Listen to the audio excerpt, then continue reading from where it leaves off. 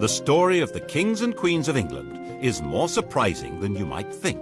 It's a fine drama, 1,000 years of tales of lust and betrayal, of heroism and cruelty, of mysteries, murders, tragedies, and triumphs. Oh, you're probably thinking that applies to medieval kings, all right, but this programme's about the modern monarchy, from Victoria to the home life of our own dear Queen, and there's not much of that sort of thing going on here. Oh, really? Keep watching. What, you may wonder, did lust have to do with the matronly Queen Victoria? Well, she was young once, and her husband, Prince Albert, gave his name to more than just a bridge, a concert hall, and a memorial. No other British royal has a body piercing named after him. And we can't show you where the ring goes in a Prince Albert, you'll just have to guess. Kept Victoria happy, 9 children. And this isn't only a collection of royal trivia for the tabloids. We can reveal for the first time on television that the present Queen's grandfather, George V, actually took over the running of the country, secret personal rule, for a few days in 1931.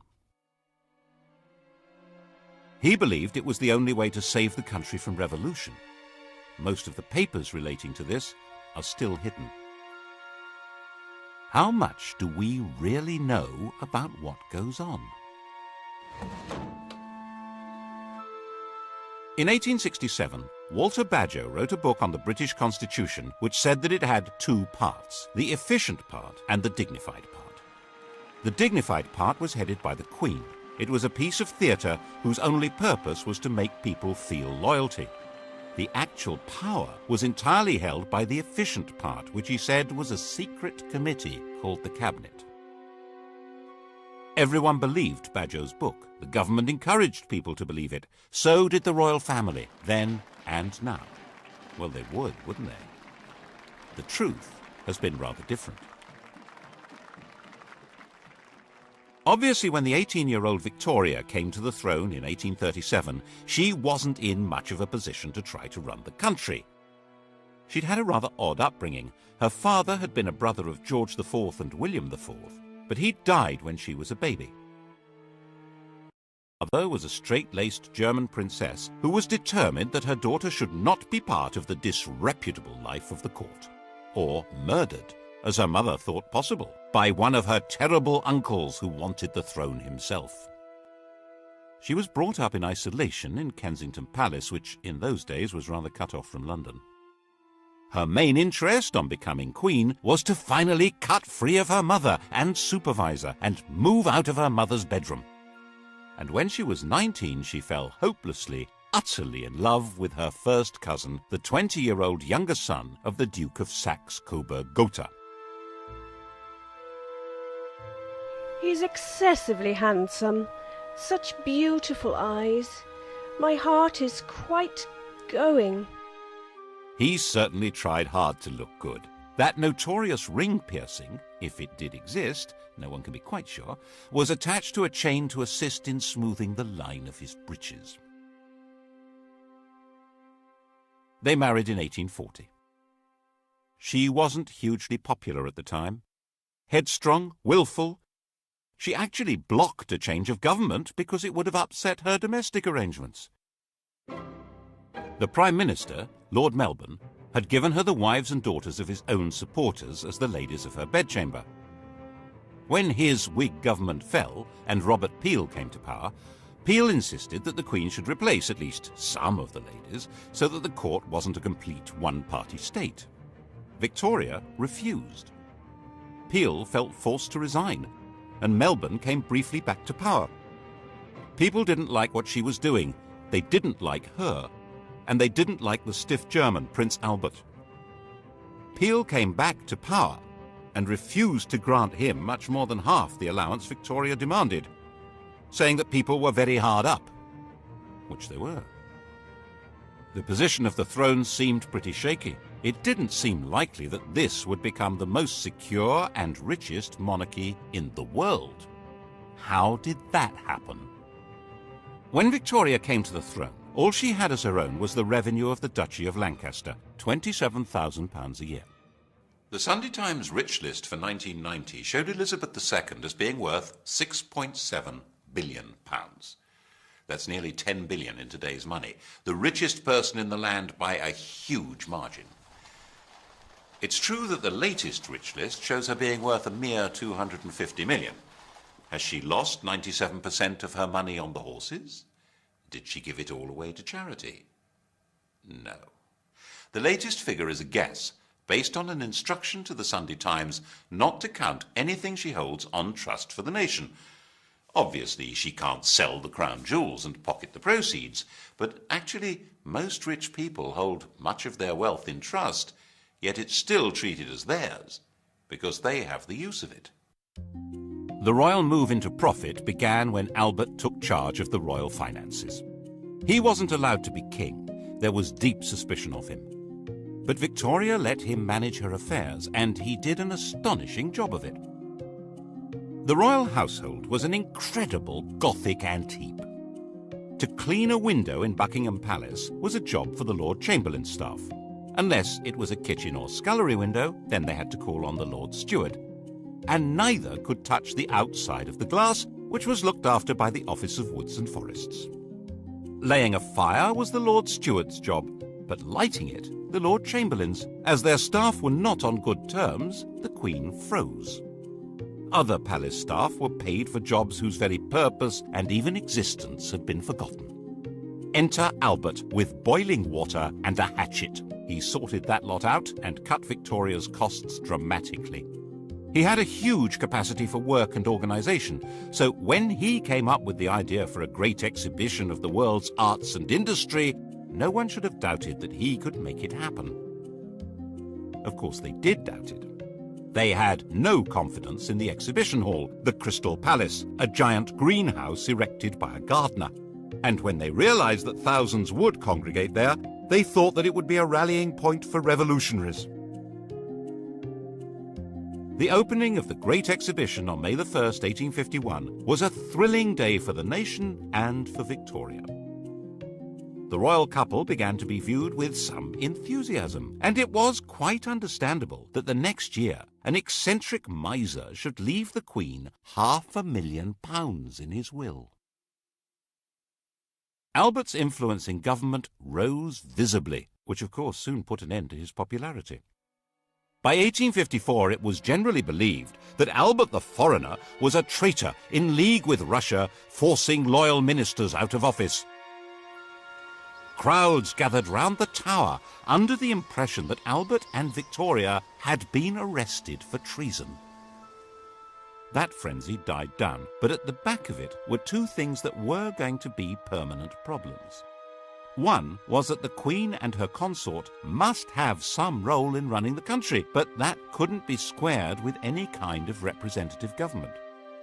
And the other was that people were realizing that the monarch was making a profit, and they didn't like it. The solution was to conceal what was really happening under a cloak of secrecy, and that cloak is still in place.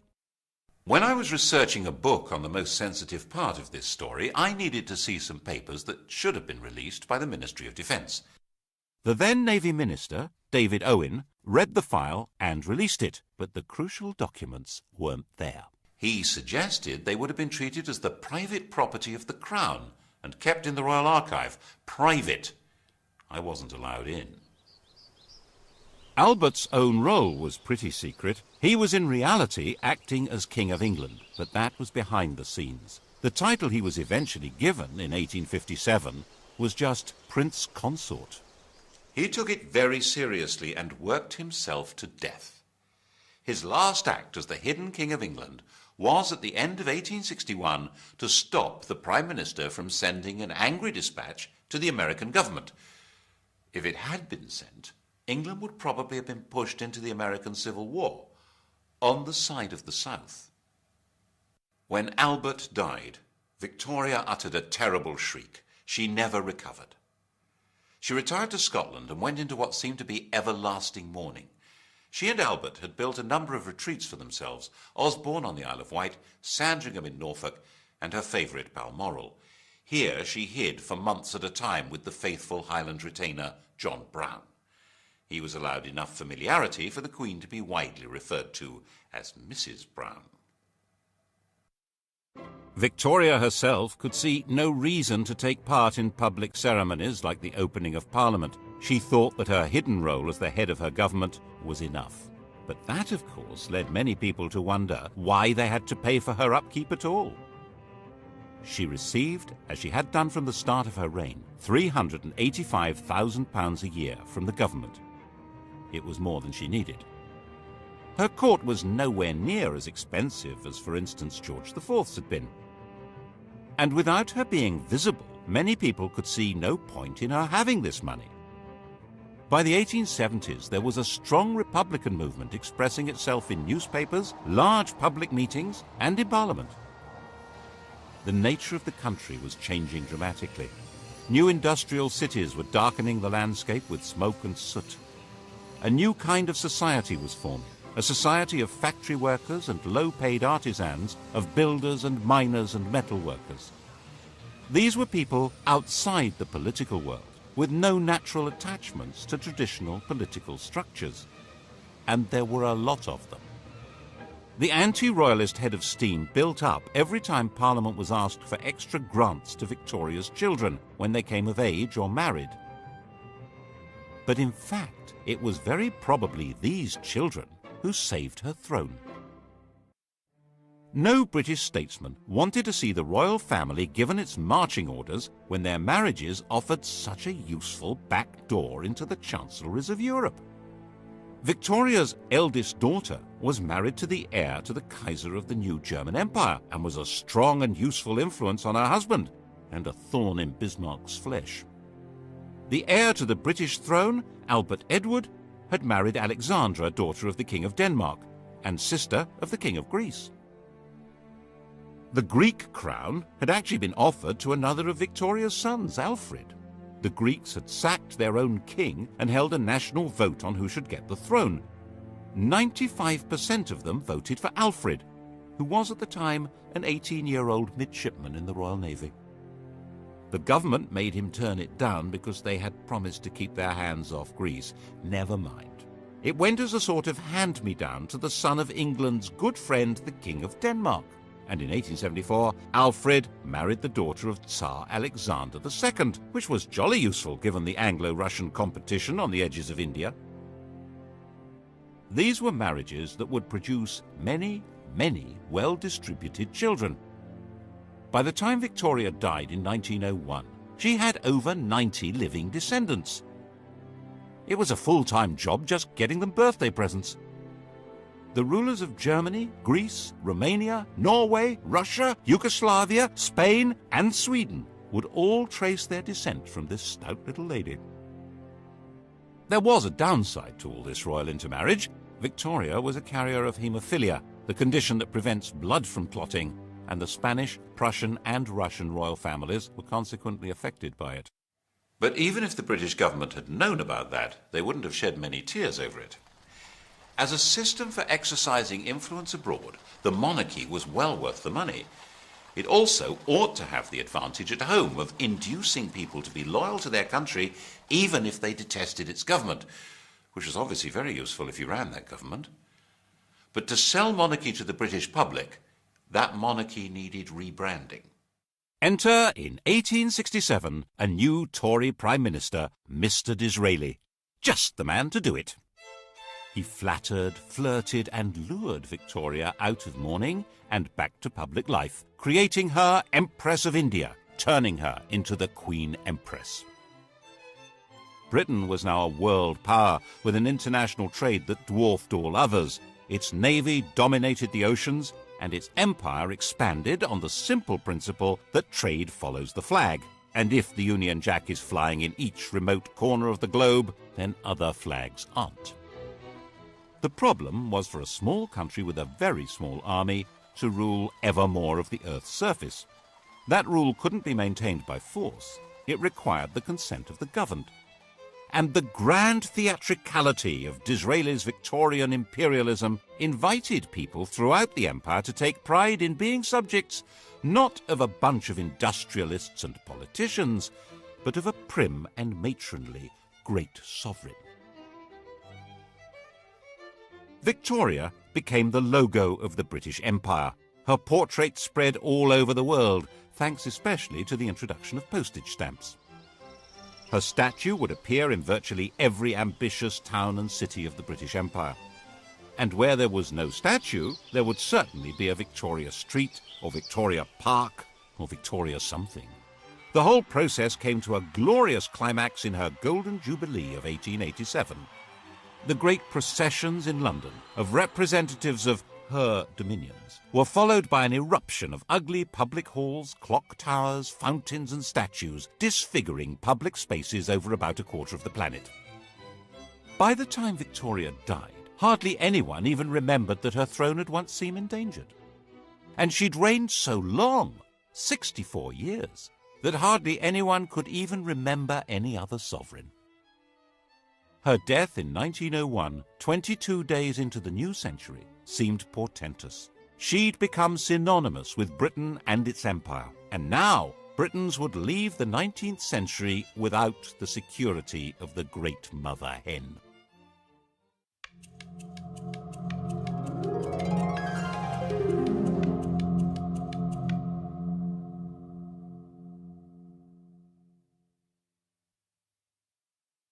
Victoria would cast a long shadow. Elizabeth II, coming to the throne 51 years later, would be the first of her successors who had no personal memory of her. Her oldest son, Albert Edward, the new King Edward VII, was already 59 years old. The funeral of the Queen Empress and Edward's coronation involved a huge invention of traditions and ceremonies. And in this atmosphere, it's not surprising that Edward was granted an annual allowance even greater than Victoria's. A few voices said that it was unnecessary for the king to have as big an income as Andrew Carnegie, the Bill Gates of his day, but no one took much notice. Edward had been given a miserable and oppressive childhood. Victoria had measured him by the impossible yardstick of her hero worship of the perfect man, his father.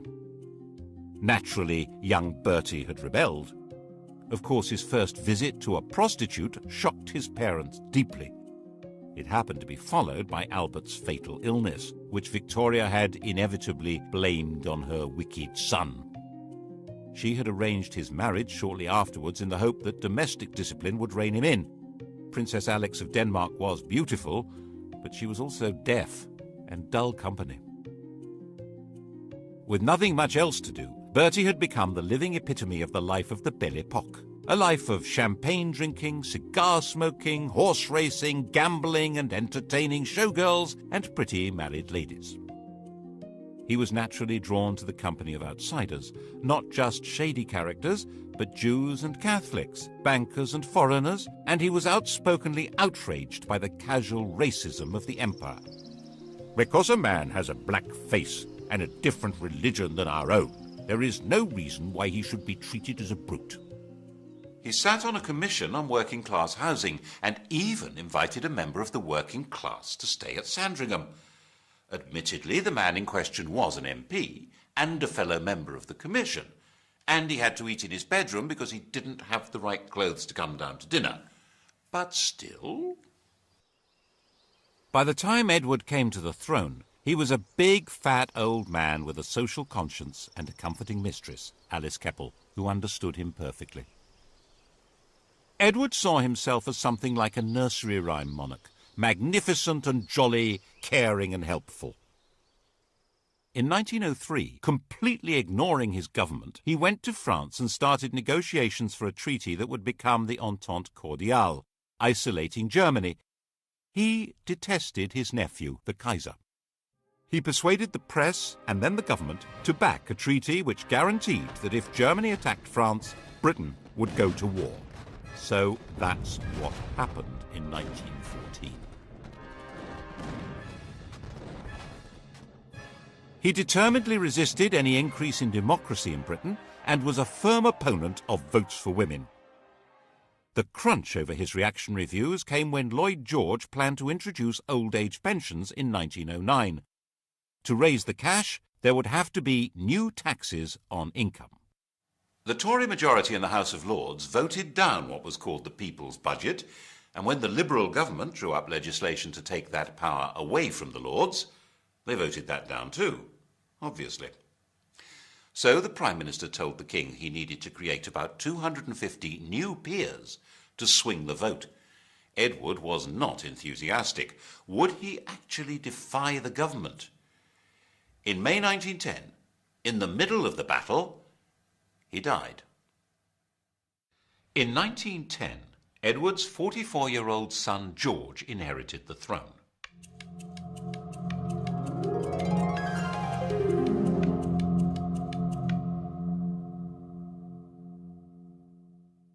He was the late King's second son. He'd worked as a commander in the Navy, to which he was deeply attached. But in 1892, his elder brother Clarence had died, and he'd unexpectedly become heir. To step into his brother's shoes, he'd left his job and married the woman who'd been betrothed to Clarence, a relative called Princess Mary of Teck. He now inherited a fortune worth around 140 million in today's prices, and a political crisis.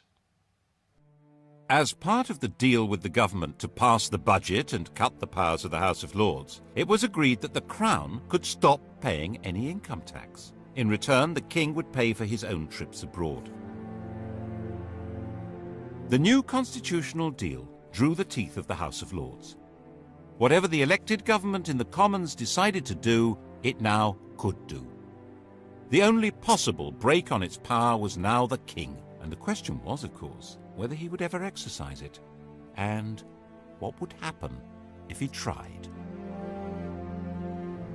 At first, the Crown was too weak to try. When war began with Germany in 1914, George was seen, naturally enough, as a German, which he was. He kept a bit quiet about his courtesy titles of Field Marshal General of the Prussian Army and Admiral of the Imperial German Navy.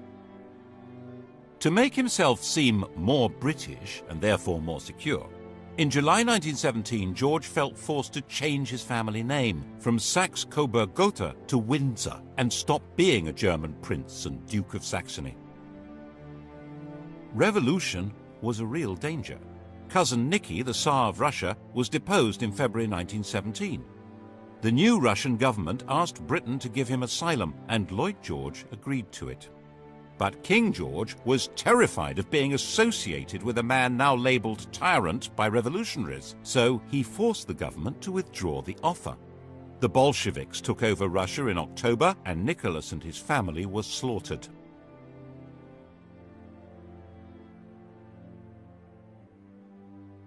To protect the king's reputation, it was put about that Lloyd George had refused to rescue them, despite the king's pleading. Then in November 1918, a German revolution forced the Kaiser, Cousin Willy, to abdicate, and Germany gave up the war. The whole political landscape had been transformed. There had been 6 emperors when George was crowned. By 1925, he was the only one left, and his world was not exactly safe.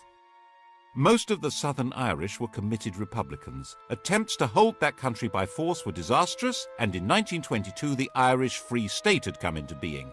King George had lost a considerable chunk of his kingdom. The wealth of the royal family continued to grow, due largely to Queen Mary's enthusiasm for collecting valuable trinkets at special prices. The Romanovs hadn't been allowed to join the British royals, but a substantial chunk of their jewellery did. People began hiding their treasures if the Queen was coming to call, as she would hint strongly that she expected to be given them, and sometimes take them anyway, so that embarrassed aides had to quietly return them later. In 1924, Ramsay MacDonald became Britain's first Labour Prime Minister. The old political establishment had been given a kicking. No one knew where this might lead. And then came the Wall Street crash of 1929 and financial disaster. The government needed huge loans, which were conditional on cuts in unemployment benefit and the pay of public servants and the armed forces. The Labour cabinet wouldn't do it, and MacDonald went to the King to resign. George was pretty sure this was a decisive moment. If these harsh policies were forced through by Conservatives, class war would probably break out. Everything, including himself, might very well be swept away. so he refused to accept the resignation. He persuaded Ramsay MacDonald that it was his patriotic duty to stay on as the leader of a new coalition government to force through the cuts. That way, they were more likely to be accepted. This was an extraordinary exercise of royal power, and it wasn't over yet. When the cuts were announced in September 1931, the entire Atlantic Fleet went on strike. This was the most powerful military force in the world, and it was gathered at Invergordon. There was total panic in the Admiralty. Mutiny! The intelligence services warned that it was a communist plot and that the sailors were going to march to London, rallying all the disaffected, including the police, on the way. The financial markets went into a tailspin, and the Bank of England was forced to stop exchanging pounds for gold, going off the gold standard. The Admiralty drew up plans to bombard the mutinous fleet from the land and sink its own ships. And the king decided he had to save the navy and the country. He knew sailors. They weren't revolutionaries. They just needed to be spoken to in the right way. In complete secrecy, he took control, appointing a retired admiral to deal with the situation. Admiral John Kelly was not appointed by the government or the Admiralty and was instructed not to report to them, but directly to King George. He offered the sailors a deal. If they sailed back to their home ports, the king would see to it that their grievances were taken seriously and they would not be punished. It was a sensible approach, and it worked. But all evidence of the king's role and Kelly's appointment was hidden. We're not supposed to know what power royalty can wield. Of course, the bit about mutineers not being punished was a lie. Once the danger was past, the leaders were identified and quietly removed. The following year, 1932, King George gave the first Christmas radio message. He was now a presence in homes throughout his empire. The empire had changed its form, of course, and in 1931 the dominions, the white bits of the empire, Canada, Australia and so on, had become legally independent of Westminster. They were the Commonwealth, and the sovereign was its institutional core. As part of his programme to make the monarchy seem British, and so he hoped more secure, he decreed that his children need not marry partners of royal descent. This would indeed transform the position of the monarchy, but not in the way he expected. In 1936, when George was 70 and dying, his doctor, Lord Dawson, decided to ensure that the death would not be reported first in the vulgar evening papers. You've heard of Lord Dawson of Penn. He's killed any number of men, and that's why we sing, "Oh God, save the King," from Bertrand, Lord Dawson of Penn. Lord Dawson met the Times' deadline by giving the king a fatal injection, called a whiz-bang. George was told he would soon be convalescing in Bognor. His last words were, "Bugger Bognor." The Times was told he'd said, "How is the Empire?"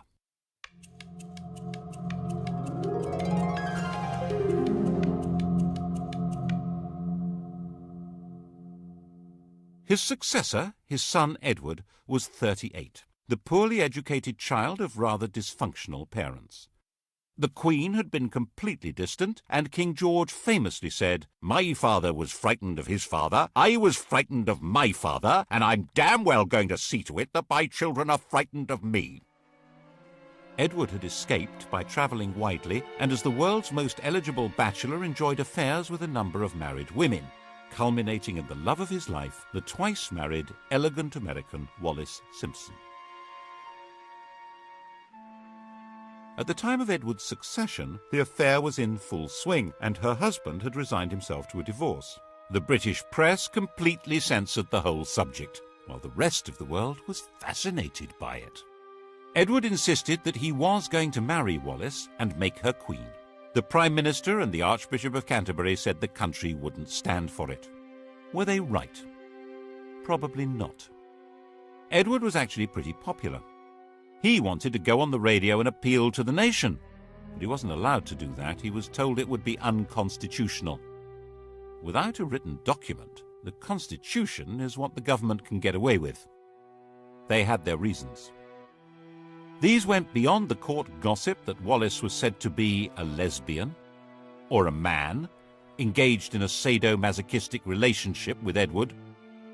The crucial issue wasn't even that the head of the church shouldn't marry a divorcee, or that secret investigators had reported that Wallis Simpson had 2 other lovers, a car salesman and an Irish peer. The real reason only came to light in 2002.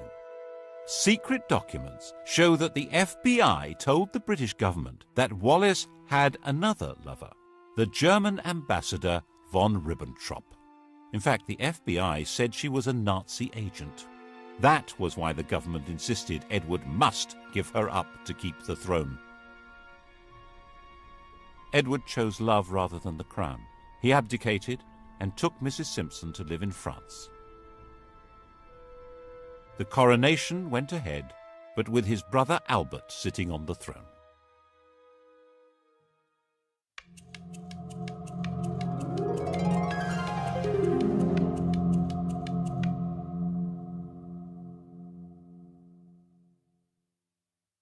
Albert was crowned as King George VI. He was 18 months younger than Edward and completely lacked his brother's social grace. He stammered, he was shy, but at least he was safely married to Elizabeth Bowes-Lyon, the daughter of a minor Scottish aristocrat, the first royal to legally marry a commoner since Henry VIII.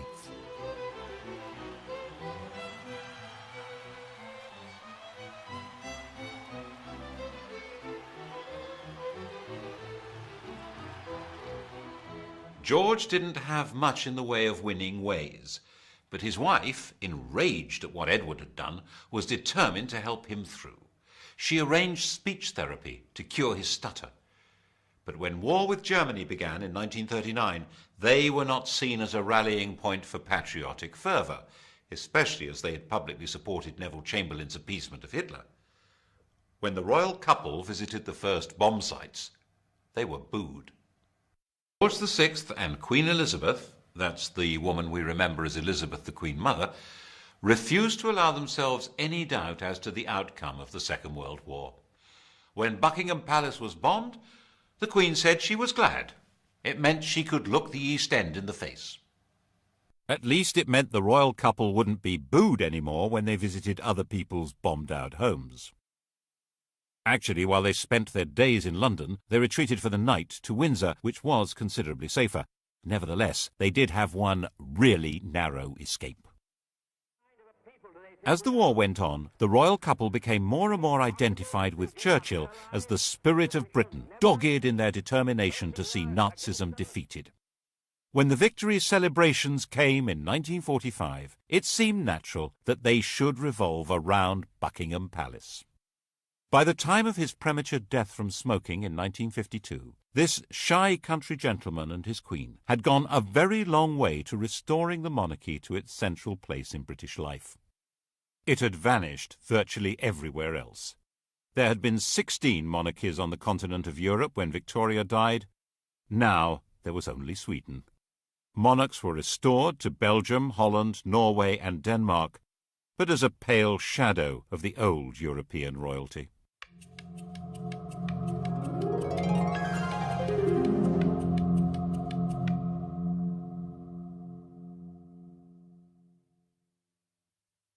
The new queen, the 25-year-old Elizabeth II, seemed to be a fairy tale remnant of a lost world of glamour.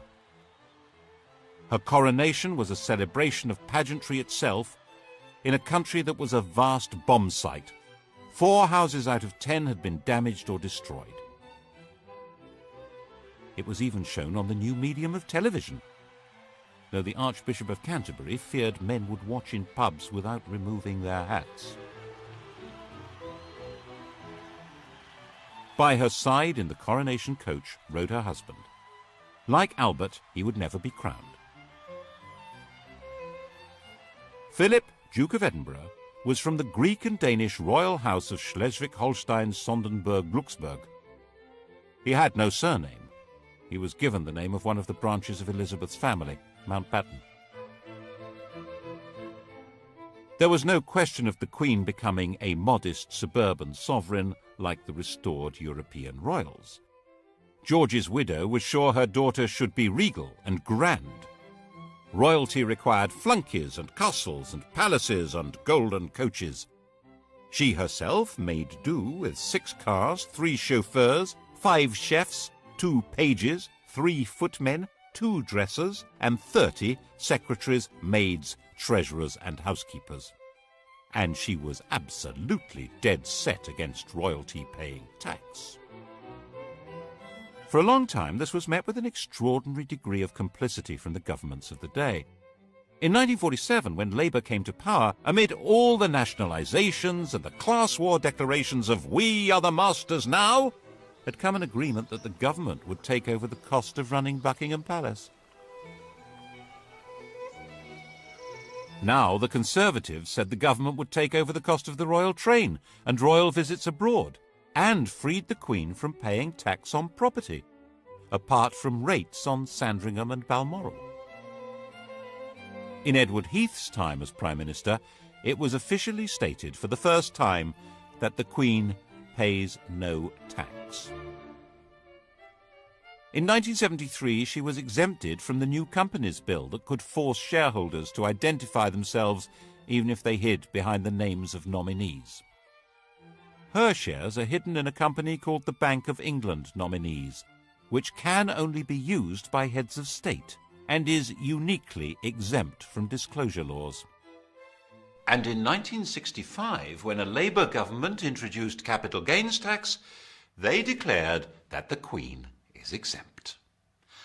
Under these arrangements, immense and unknowable riches were built up. She has, for example, 600 works by Leonardo da Vinci. We're told these riches are not really hers because she's not free to sell them. But most of the royal collection is never publicly displayed. Why? Whose interest is being served? It obviously means the monarchy can put on a heck of a show that goes far beyond their demand on the public purse, and they don't need to run the risk of asking us to fund the whole thing from taxes. We each contribute 61 pence a year at the last count. That money, just over £36 million, is not enough to put on the grand regal show which the British monarchy seems to be about. Certainly, for a very long time, it was simply not permitted to suggest that the monarchy should be anything less than grand. In 1957, Lord Altrincham wrote an article arguing for a modernised monarchy. He called the court complacent and out of touch, said the Queen was a priggish schoolgirl, and said that the monarchy should not be, as it was, intimately associated with the upper classes. Wow! The Duke of Argyll said that he should be hanged, drawn and quartered, and the BBC immediately dropped him from any questions. In fact, Altrincham had got it wrong. Lavish splendour was just what most of the public wanted from their monarchy. They would have despised a queen on a bicycle. They wanted to be deferential. They probably still do. And there were 20 more years of this kind of thing to come.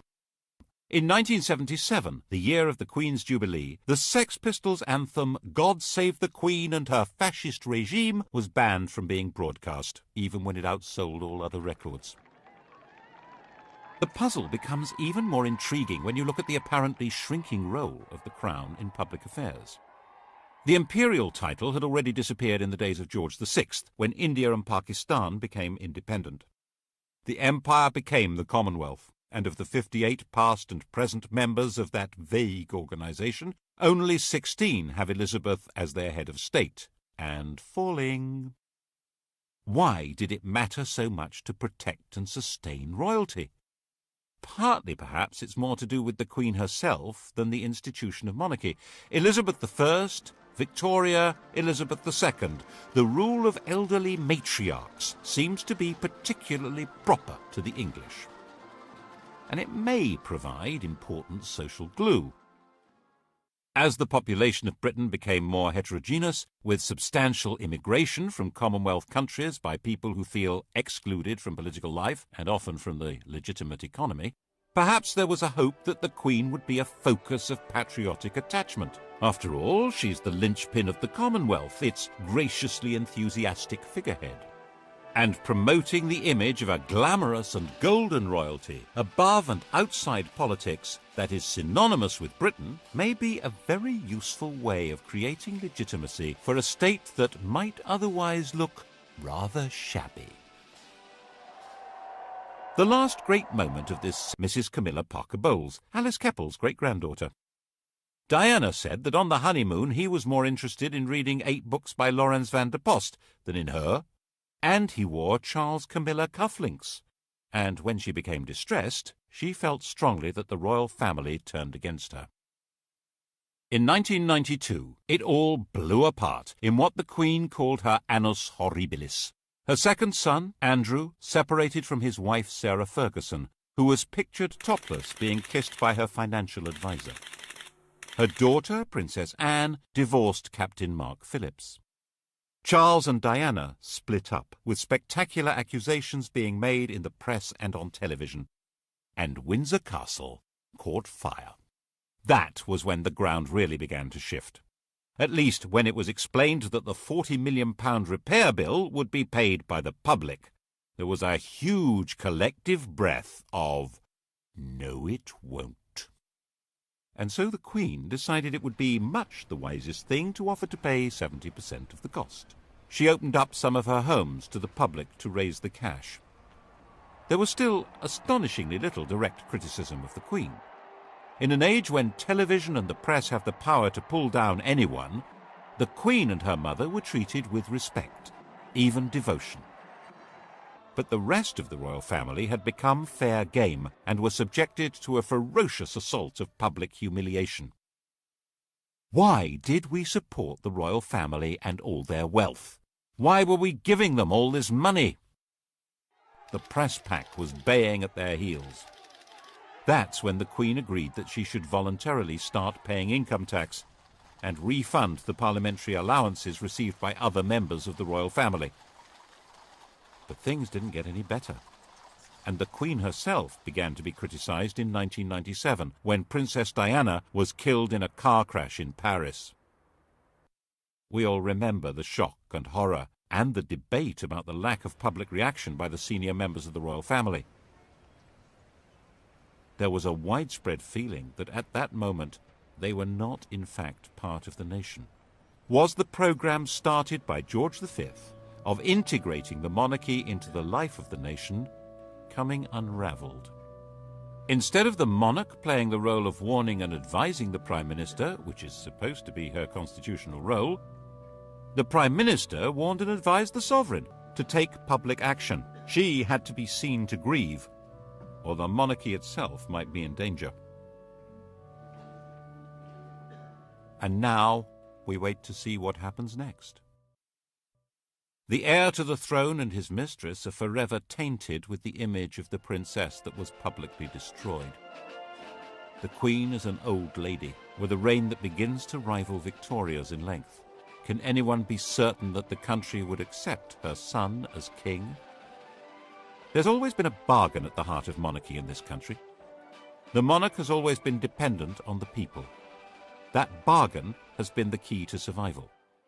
It began when William the Conqueror realized that he and his friends couldn't actually run a country where they didn't speak the language, or know the laws, traditions, or even the geography. It was restated in a series of crises in which monarchs who tried to rule without consent were simply dumped. Matilda, Jane Grey, Richard Cromwell, James II. And to give that consent, people need to feel that the sovereign is entitled to be there and respects laws even though no court can enforce them. Laws which today probably include having to pay tax. Partly, of course, the institution is sustained by the character of the Queen herself. Faced with enormous pressures and a job from which there is no possibility of rest, she has retained a calm resilience and exquisite constitutional carefulness which guarantees her a respectful place in history. Then what? The British monarchy is certainly a great addition to the gaiety of nations. Partly as a soap opera, partly as a walking, talking anachronism that makes other heads of state visibly uneasy. But it does come at a price. and whether the price is too high for the continued survival of this most extraordinary form of government, well, that, of course, will be the surprise ending.